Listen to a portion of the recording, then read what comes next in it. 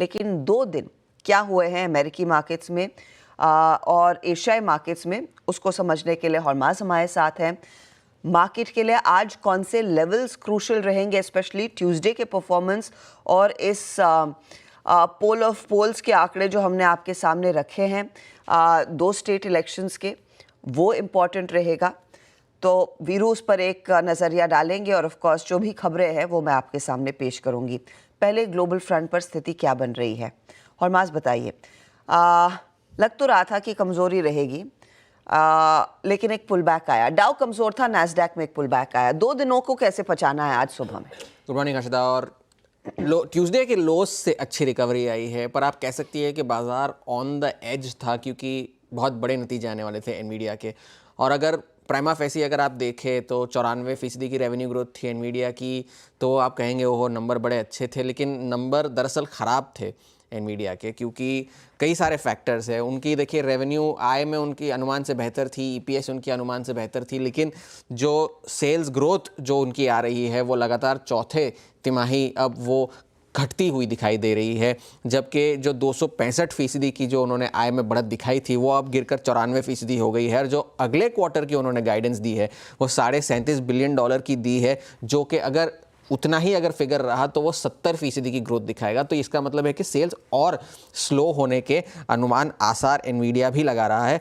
जो गाइडेंस उन्होंने दी है वो जो औसत अनुमान थे उससे बेहतर थे, मगर जो अनुमान के जो रेंज थी वो बहुत बड़ी थी। तो सबसे हाईएस्ट जो अनुमान थे वो $41 बिलियन के थे, तो उससे कम थी। और उस वजह से शेयर जो है वो आफ्टर आवर्स में गिरे, 2.5% का नुकसान हुआ है आफ्टर आवर्स की ट्रेड में। मगर उसके कई सारे फैक्टर्स भी है। एनवीडिया के मैनेजमेंट ने कहा है कि ब्लैकवेल जो उनकी जो महत्वपूर्ण चिप है वो अब फुल प्रोडक्शन में है, लेकिन अभी भी जो मांग है वो सप्लाई से ज़्यादा है, उस वजह से शायद थोड़ा सा शॉर्टफॉल आ सकता है। और दूसरी बड़ी बात यह है कि उनके अगर आप नंबर्स थोड़े ध्यान से देखें तो अकाउंट रिसीवेबल्स जो है वो लगभग दुगने हो गए हैं, $10 बिलियन से बढ़कर लगभग $18 बिलियन हो गए हैं।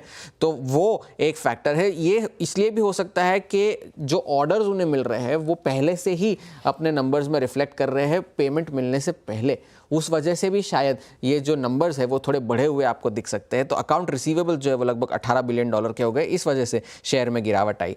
दूसरे जो कंजम्पशन रिलेटेड जो अर्निंग्स आने वाले थे मंगलवार और बुधवार को, उसमें एक डाइवर्जेंट ट्रेंड हमें देखने मिला। वॉलमार्ट के नतीजे अच्छे थे, उन्होंने अपनी गाइडेंस बढ़ाई है और उस वजह से शेयर नया हाई बना रहा है, लेकिन टारगेट जो है उनके नतीजे कमज़ोर थे, 2 साल में सबसे कमज़ोर नतीजे थे, गाइडेंस उन्होंने कट करी है और इस वजह से स्टॉक कल 21% गिरा है, 52 वीक लो पर था। और उस वजह से जो बाकी के सारे कंजम्पशन ओरिएंटेड स्टॉक्स है, चाहे वो डॉलर जनरल हो, डॉलर ट्री हो, उन सभी में भी कल गिरावट आई। लेकिन जो सबसे बड़ा फैक्टर जियोपॉलिटिक्स का है, जो आपने मंगलवार के बारे में कहा, जो आधे घंटे में 3 बजे के आसपास ये अपडेट आई थी कि यूएस के बने हुए मिसाइल्स यूक्रेन ने रशिया पर दागे हैं। कल एक और अपडेट आया कि अब यूके के बने हुए स्टॉर्म शैडो मिसाइल्स भी यूक्रेन ने रशिया पर दागे हैं। तो यूएस और यूके के दोनों के मिसाइल्स उन्होंने दागे हैं और यूक्रेन ने ये कहा है कि अगर रूस नॉर्थ कोरिया के जो सैनिक है वो अगर युद्ध में इस्तेमाल कर सकता है तो हम किसी और के बनाए हुए मिसाइल इस्तेमाल क्यों ना करें, ये यूक्रेन का कहना है। और एपी की भी एक रिपोर्ट आई थी जिसमें उन्होंने कहा था कि अब और $275 मिलियन के हथियार जो है वो अमेरिका जो है यूक्रेन को भेजेगा।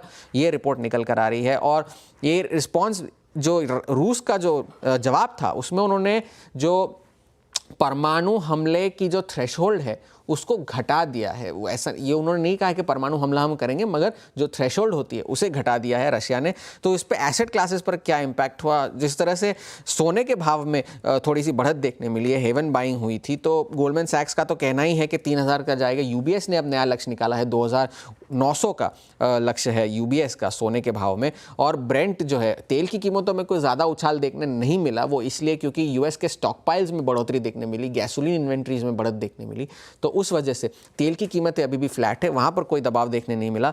मगर हैंडओवर अब यह है कि आप उसे एक मिक्स्ड हैंडओवर की तरह देखें। एनवीडिया के नतीजों का रिएक्शन हमें आज देखने मिलेगा क्योंकि रिएक्शंस आफ्टर आवर्स में आए थे, तो हैंडओवर मिक्स्ड है, मगर सिचुएशन थोड़ी सी ऑन द एज बनी हुई है। थोड़ी सी सिचुएशन ऑन द एज बनी हुई है, हैंडओवर है थोड़ा सा मिक्स्ड। इनफैक्ट कल शाम को मैं देख रही थी कि अमेरिकी फ्यूचर्स में डाउ 230 पॉइंट नीचे था, इस समय आप देखेंगे तो डाउ में करीब 36 अंकों की बढ़त फ्यूचर्स दिखा रहे हैं। लेकिन काफ़ी इंटरेस्टिंग रहेगा, 2 दिनों के सेशन को हमने पचाना है और आज ऑफ कोर्स हमें अपने डोमेस्टिक क्यूज भी पहचाने हैं।